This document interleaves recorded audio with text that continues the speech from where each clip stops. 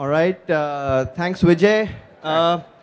It's a great pleasure and an honor to be moderating this session with superstars like Mark and with Ivan representing Comixology here on stage. And, I just want to start off by giving a brief introduction of Mark. I don't think I can cover his introduction in 2 minutes because he's been around for like 30 years in the comic book industry, and whatever he's achieved is beyond words at this point in time. But I'll just try, and then I'll hand it over to Mark to complete whatever I miss. All right. All right, Mark?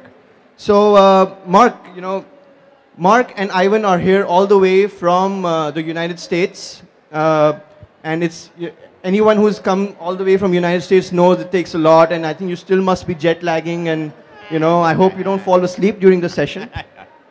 But for all of you who don't know, Mark is an Eisner Award winner, and for people who don't know what an Eisner Award is, an Eisner Award is the equivalent of the Oscars for comic books and comic book publishers. So,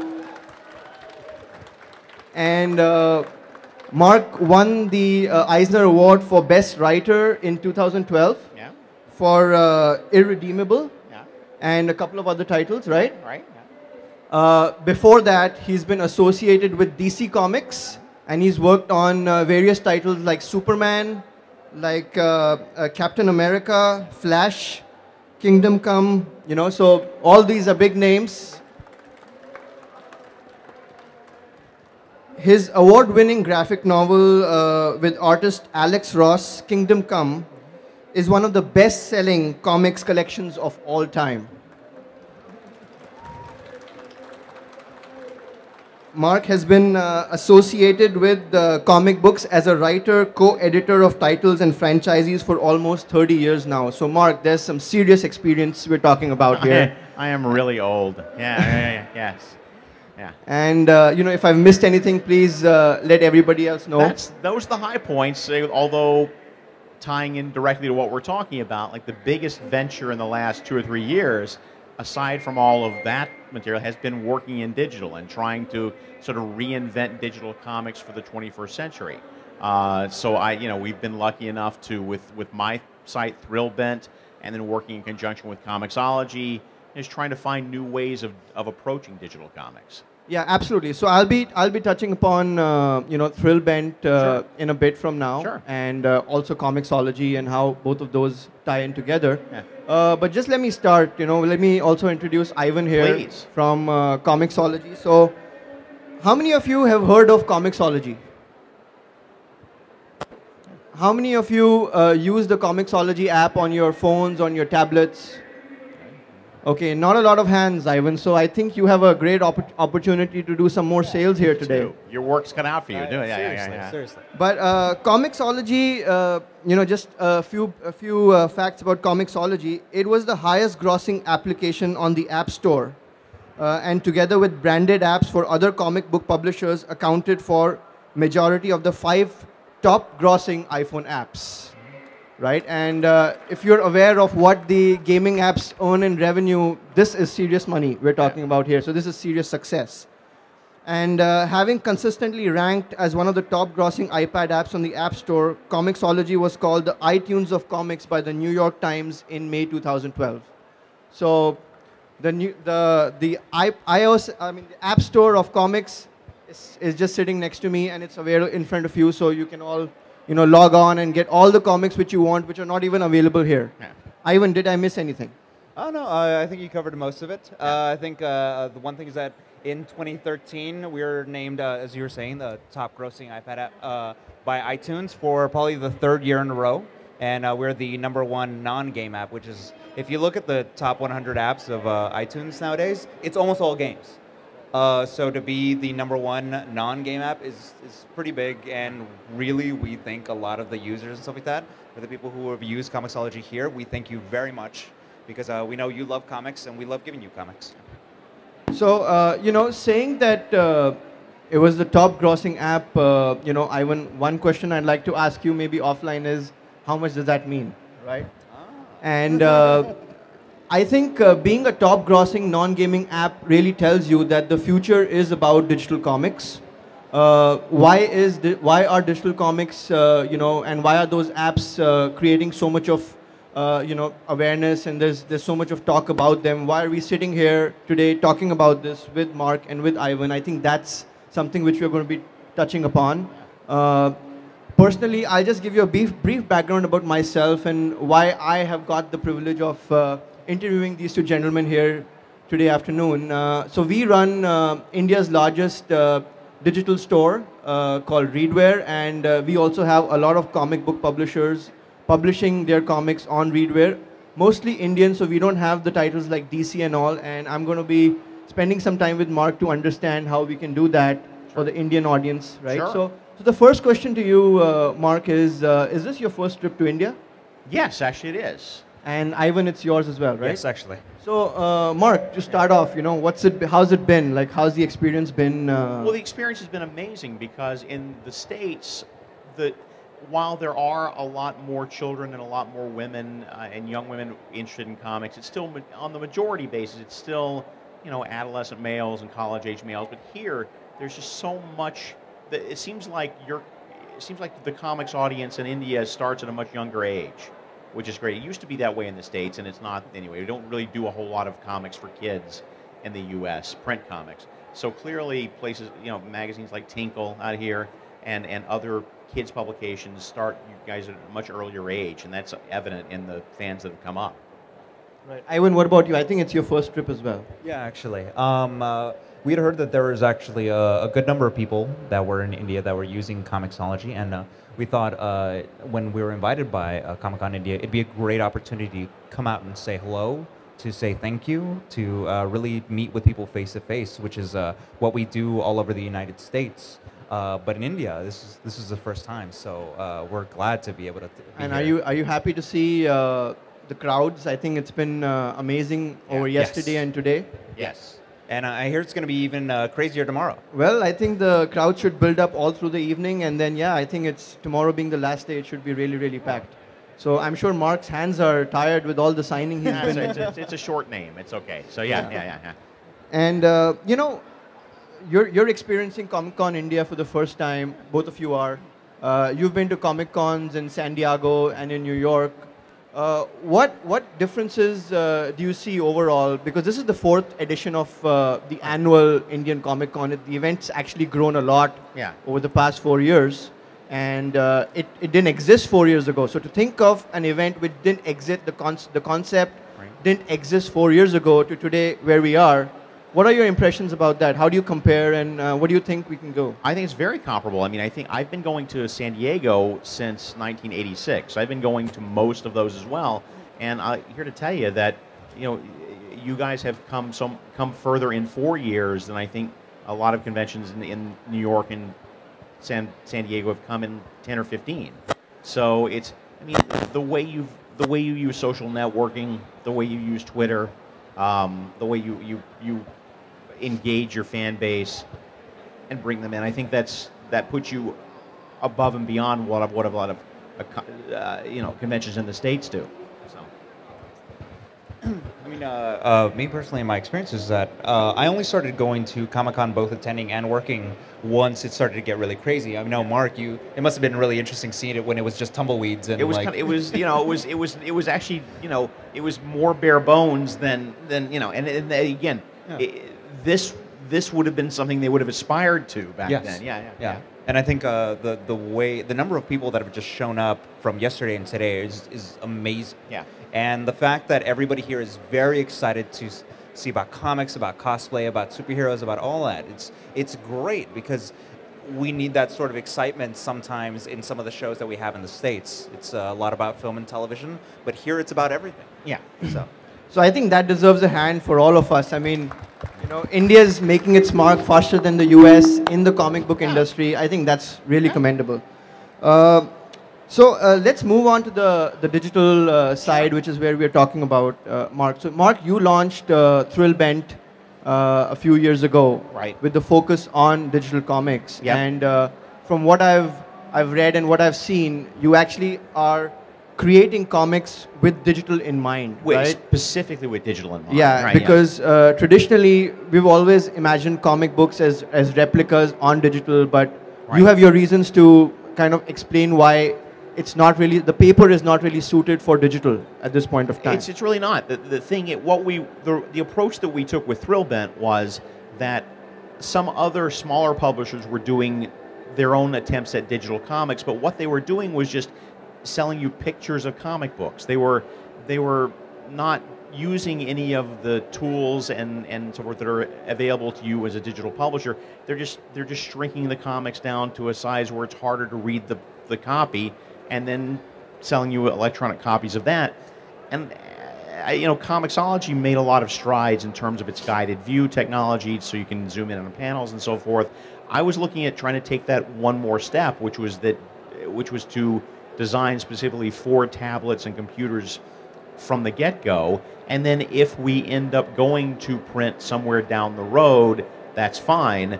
But ideally, we are digital first and then print somewhere down the road rather than vice versa.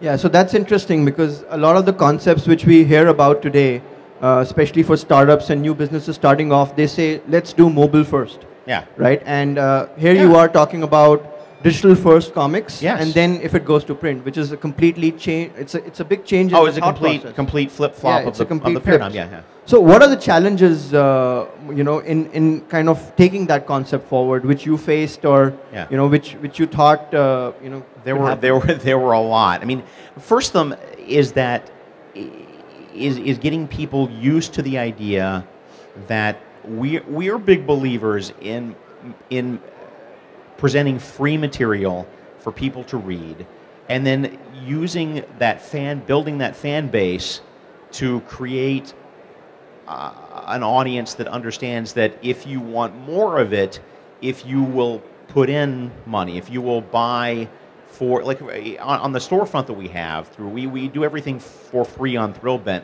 but if you want to buy collections, if you want to buy downloads, if you want to buy things files that you can keep, we encourage you to purchase through our storefront. But for the largest part of it, it's pay what you will. I'm a big believer in that system of we let you set the price. You decide what you think it's worth, and that's what you're doing to what you want is it's nice to have 3 million or 6 million customers or whatever. We're not going to get that many. But if we get a core group of several thousand people who are willing to spend X amount of dollars every month on Thrillbent Comics and do that in downloads, then we can budget off that. We have some sense of what kind of revenue we can pull in and how we can spend that money to make new comics. But the big challenge has been trying to get some creators to understand the value of giving comics away for free as exposure.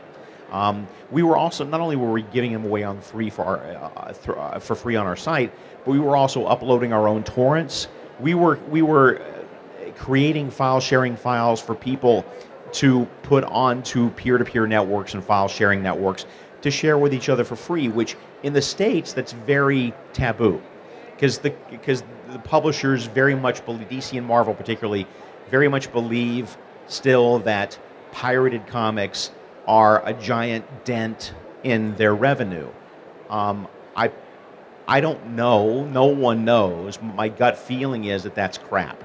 My gut feeling is that's not true. My gut feeling is that the impact that you take off of pirated material, if you're a content creator, is more than offset by the promotional value of it, by the fact that this exposes your work to so many different people who are then willing to come back and look for more. So what we did we knew that Thrillbent Comics, for instance, would be pirated immediately because in the States, all comics are pirated the day they come out. So since you can't control that, you embrace it, and instead of letting people pirate the comics and do it their own, we gave them the files to post themselves, and that allowed us to put things like, if you like this, come back to the Thrillbent site, or here's the URL that you can follow and so forth. So in other words, we able to turn it into a promotional tool. So I mean, in many ways, you allowed people to embed comics elsewhere and then just earn money off the embeds, which is typically what YouTube allowed you to do, which is embed Yeah. videos in other sites, and there were people making money on the other sites, but then they introduced advertising inside the video. Right. That And was that- right. That was one of our big breakthroughs too. Right. Is that we were the first to create comics that you could literally embed. You can all Thrillbent comics. You can embed those comics into your own web page. You can put them into your own blog post if you want. And we encourage that sort of sharing. It's the same as giving away comics that you like to friends of yours to spread the Exactly, word. yeah. And then if you click through on that, then it'll take you to the Thrillbent site, and you can see other things that you can view there. The only drawback to that was we were the first to do that, and we came very nicely along with it, but we really hit our stride with that about the same time that a lot of American traffic, at least, turned away from blogging and more toward Tumblr, Yeah. more toward Flickr, Yeah. and so we're trying to figure out how to embed through those things. Right. Yeah. So, Ivan, I'd like to ask you, how did the idea of Comixology come through? And, what's been your experience with tying up with the publishers, handling some of the issues Mark has been talking about with the large publishers in terms of Yeah. DRM and, ensuring that there's no piracy with the comics which happens? Yeah. It really came about as a way to reach out to people who don't get easy access to comic book stores. Even in the US, there are some people that live 30, 40 miles away from their nearest comic shop. And in the end, we felt that was hurting people who really love comics but had no way to read them. And so we started small and started getting some people involved that really just wanted to put out comics digitally. And then eventually we grew to the point where we got the attention from Marvel and DC and said, okay, well, this seems like it's something that you are being successful at, so we'd like to join with you. In terms of the challenges, I think that our format is a proprietary format, which means that when you download a comic with us, it's only downloaded to the app. And really that's meant to give a better experience for consumers. So anybody who uses one of our apps, whether it's on Apple or Android or Windows 8 or any of the other platforms that we use, we make it so that no matter where you are or what device you're using, it's easy for you to download wherever you are. And that's really, people talk about DRM, and Mark, I know that you've done great things with your platform and stuff like that. For us, it's a little bit difficult because we do work with so many publishers. Right. And the easiest way for us to give the most comics for everyone is through our own format.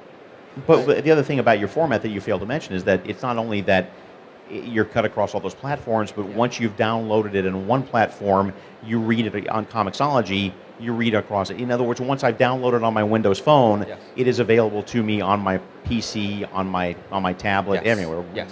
What's the line? Read, download once, read Yeah, anywhere. buy once, read anywhere. read anywhere, But yeah. no, it's Yeah. it's very true.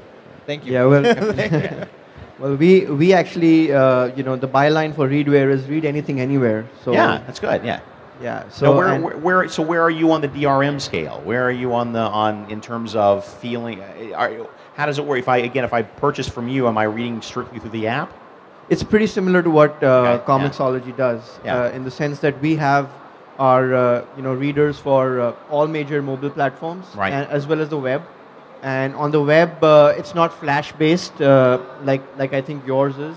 So it's it's all HTML5 based. So we Right. try to encrypt it and make it as secure as possible. Yeah. But you can only take security to a level which you can. You can make it difficult, but you can't make it impossible. No, you can't. I mean, it's you really. And the thing is, and again, I don't. This is, my difference in philosophy with other digital publishers has less to do with, say, Comixology or you, and more to do with the publishers that they distribute. Like, it's not. I'm not speaking for Ivan. I can't speak for Ivan, but my educated guess would be that the fact that the Comixology files are proprietary files and DRM exists on them is less to do with what Comixology wants and more to do with the fact that the publishers who are coming through them that is their demand, that is their right, that is their privilege as DC and Marvel. They don't want pirated comics out there. They don't want pirated files. On a personal level, I don't think that's an issue. I'm very anti-DRM, and it's reflected in the materials that we produce through Thrillbent. but I understand. I'm very tolerant. I understand the embrace of digital rights management and why you'd want certain files proprietary. I'm a big believer in anti-DRM, but I'm not going to pillory somebody else for feeling opposite. Well, I'm sure your comics on Comixology are DRM'd, right? So That's true. Although anything that you get through, we have different platforms. We sell all of our comics through our own platform, on our own website, through our own storefront. But we also are selling through Comixology, and yeah, the files that we give to Comixology are DRM. But if you really wanted to own them, you just buy them off Thrillbent. Right. So. Right. So now, my next question to you would be around the newer innovations in digital comics, right? Yeah. So I heard your speech at the O'Reilly Summit where you talked about motion comics And how evil they are. Yes. and how evil they are, and Yeah. you don't consider motion comics to be comic books, Nope. really. But for what Comixology does, and a lot for what we also talk about with the publishers is Right. how you can enhance Sure. comics by adding videos and by adding just simple things as vibrating the iPad when there's like a big boom. Yeah. In some of the comics, the formats which are there. So what are your thoughts about motion comics, and in general, like what additional can be done in the comic book industry in the process of creating digital comics To enhance the to enhance, yeah. That's where the fine line is. I mean, and that's where we're finding this out every day. I mean, on a philosophical level, and I've said this before, my feeling is that what makes comics comics, you've heard this a million times, I'm sorry. What makes comics comics is you control the pace at which you absorb the story. Unlike, that makes it not a passive medium, but in a sense an active medium. I get to control. And the moment you introduce sound effects, motion, anything that is the element of time, anything that suddenly dictates how fast or how slow a story goes, then you're breaking that rule to me of what makes comics. So I have our North Star philosophy at Thrillbent is you're in control of the speed. That doesn't mean that there aren't enhancements that you can add to it that sort of flirt with and sort of almost walk up to the edge of that place where you don't want to go. But for instance, Marvel's doing this thing with some of their upcoming digital comics where they have music, but it's not specific to specific words, specific panels. It's more sort of ambient background music, like in a cutscene from a video game. Well, that gives it some sort of atmosphere, and that doesn't feel like you're introducing the element of time because you're not cueing it to specific moments. It's more of a background feel. That kind of thing is interesting. It's just very difficult and very expensive to do. Limited motion. Again, unless it helps tell the story, I'm not terribly impressed with it. What about you? What about you? What are your? Clearly, you have a dog in this race. So Yes, we are, and if you look at how the industry has moved in other digital media, right? Right. If you look at music, if you look at video, today you find music which is digitally remastered for iTunes. Right. Right. So it's actually created so that it can be sold on iTunes, right? Yeah. So it just takes care of that. Or if you look at video, it's actually produced so that it can actually be visualized very easily on a YouTube or on a Facebook. Sure. So my perception is that a lot of the comic books will actually move towards creating separate versions for digital, and which is what you're doing. Well, but more specifically, one of the projects that we're going to be doing, we'll probably be announcing this in April or May or so.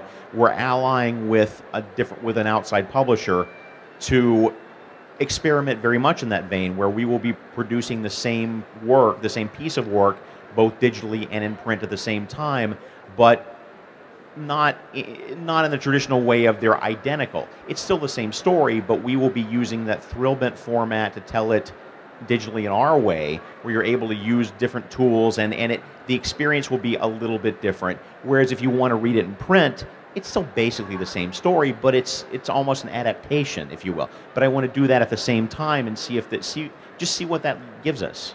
right. So Ivan, do you face any challenges in terms of, because the industry is very competitive, you need to keep on innovating, keep on providing more to the readers, right? So do you feel any challenges are there in terms of talking to the publishers, getting them to innovate on the newer formats, motion comics in general? What are your thoughts about that? I very much agree with Mark and his belief that comics are very much something that you sort of rely on your imagination to make magic. Imagine it like this: there's a book that you enjoy, and you really love all the characters, and all of them have a very singular voice in your head. The second somebody puts it to a movie, casts a person, writes their own script, it becomes something else entirely. You don't feel the same magic anymore. In terms of comics and how they work in terms of sound and things like that, the way Mark believes that, the second you introduce something that alters your own view of how that comic reads, it stops being a comic. Yeah. Starts being an animated movie, starts being something else entirely. And there's nothing wrong with those formats. I like animation as much as the next guy, but it's not comics. It's not comics. So how do we see the newer devices and all of the processing in this device is a lot more than what existed in traditional computers, right? Oh, sure, yeah. How do you leverage that? How do you leverage like Retina and Super Retina displays to enhance and leverage these features which are coming out, which technology is providing to you, so that it merges with digital content creation and with display and with selling all of that? So all right. Where do you see that going? One of the ways you can do it is and one of the ways we've been playing around with is hyperlinking in ways that if you want to read the story, you can certainly read it at a certain pace.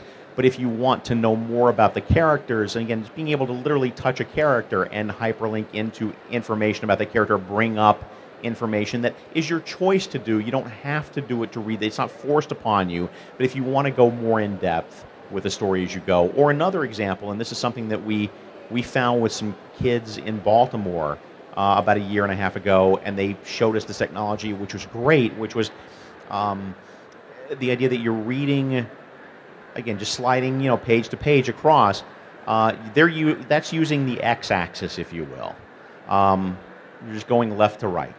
But if you wanted to use the y-axis to go up and down at the same time, what they were showing us was you were reading color lettered pages, but if you swiped down instead of swiping across, you were peeling back the lettering, and then you'd peel back the colors, and you'd peel back. So you're seeing the comic in its different stages of creation, and you can read it at any level along those. You could read just the penciled pages, or you could read the black and white pages or whatever. And that's a new way of using the technology too that clearly is nothing like you can do in print. Okay, now I'll just touch upon another important topic which is normally discussed when we talk about digital, which is monetization, right? And this is where Ivan gets to talk, because I have nothing to say there. All right, yeah. Yeah, and I think I can tell you that it's a bitter pill which everybody has to swallow, which is they don't want to digitize because they feel that their print revenues will go down.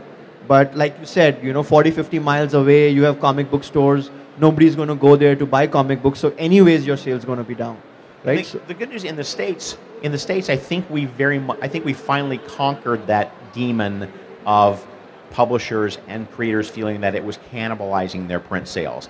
That was certainly the feeling even 2 or 3 years ago, and I think in the last 12 to 18 months, we finally seemed all the trends, all the data, all the information that comes out there to retailers and to professionals is that there is zero evidence that it does anything to cannibalize print, and in fact, there is every bit of evidence that it helps raise the print exposure.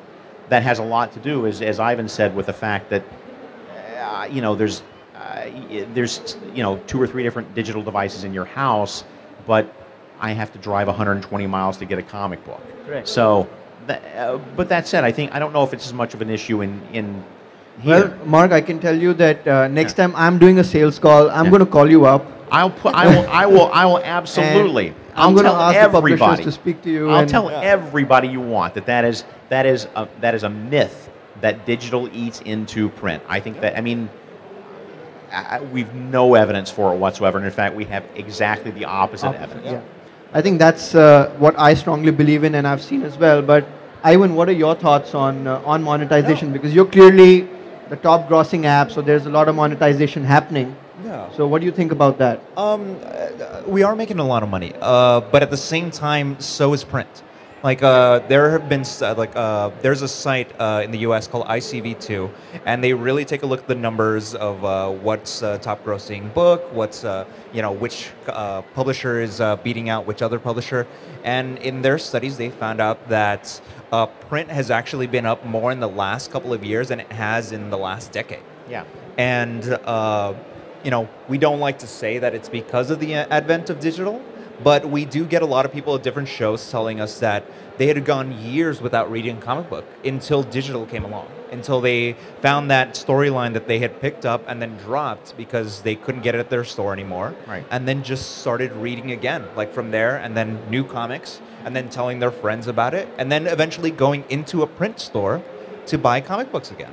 So I just think that the availability of comics because of digital has just made the industry grow for both digital and print because it's just people loving comics and getting back into it. And not just on a national level too. I think Comixology released statistics in the last couple of weeks, right? That it's 51% of your audience, is that right? Or 51% of yours are international sales, which is phenomenal. Yeah. That is, if in American print, your international sales of your American print editions are, if you're lucky, they are 5 to 10% of what your American sales are. In your case, it's 51% of your whole sales is international. That's amazing.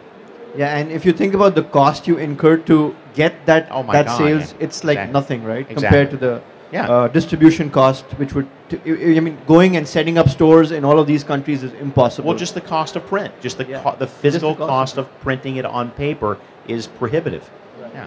Right. So at this moment, I'd like to throw it open to the audience. If there are any questions, anybody here has. Yeah. I'll just walk across.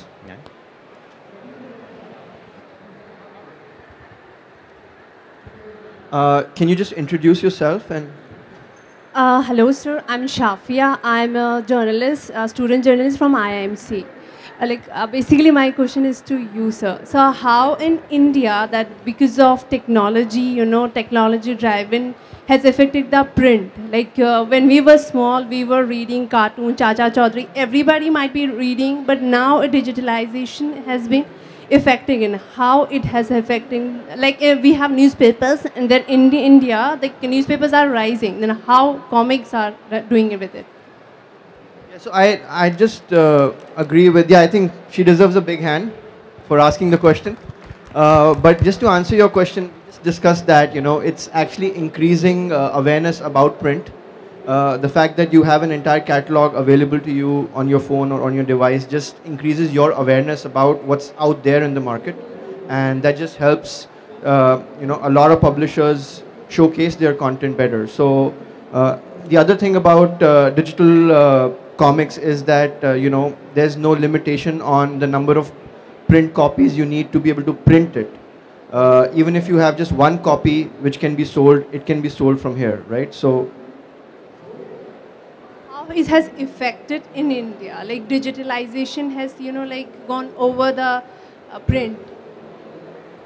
I think it's effective very positively, and publishers are making a lot more revenue from digital now, from revenue which didn't exist, right?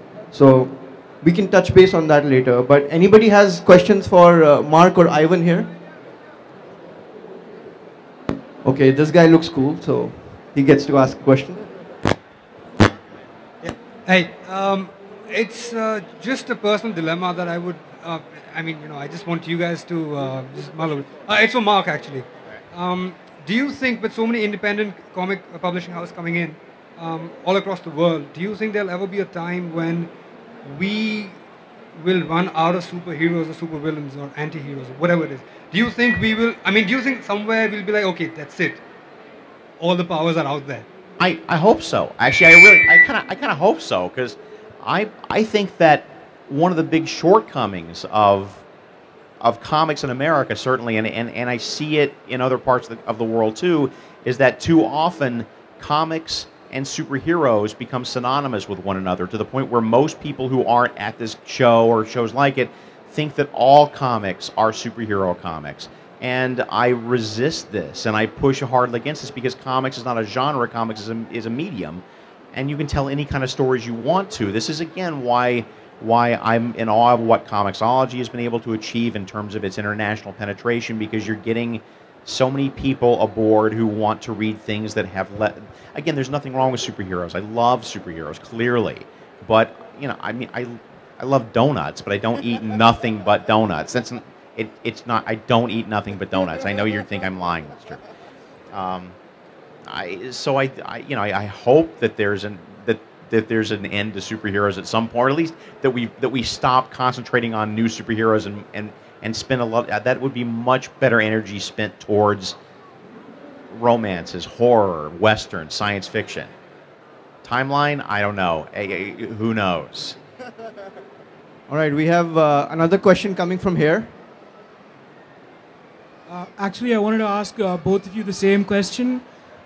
With the online comics between Thrillbent, Comixology, the Marvel Direct, and what DC is doing with their digital publishing, there's a huge amount of new comics, a lot more variety, and I think a lot of creators are doing stuff that they didn't get to do in the print editions. But at the same time, I'm also a little worried that more people will read that, and it's they copy it, they pirate it, and you think that impacts smaller companies that are trying to establish themselves. Is it a good option for them? What's been your experience with what am I thinking of? Actually, I'll take a shot at that. Yeah. Kids who are coming in. What's Yeah. it called? The Comixology Submit? Yeah. Okay. So I'll just take a shot at that, and then I'll throw it. So yeah, just to answer your question, I think from a small publisher perspective, digital is one of the lowest cost opportunities which exists. If your comic is good and it goes viral, like Mark mentioned, you can allow embedding on social media streams and it goes viral. You have a great opportunity to be discovered by the larger publishers and then go like really big after that. There are so many examples of publishers in India who are small publishers who started off in a very big way. Like you saw the garbage bin session just before this, right? Who've really big on social media already, and they don't have a large team. There's just one creative genius who understands comics very well, who understands the pulse of the audience. So if you have that, then it's actually the go-to medium right now for small publishers. Ivan? The thing that Mark was trying to tell me about was we have a program for independent creators, and it's called Comixology Submit. And what we found is that a lot of the times people who have submitted through us had already been publishing either on the web or in traditional print form.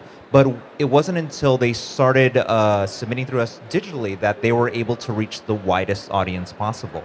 I mean, we've had submissions from pretty much every continent on the planet except for Antarctica, which we're waiting for that submission from Antarctica so we could say that all around the world.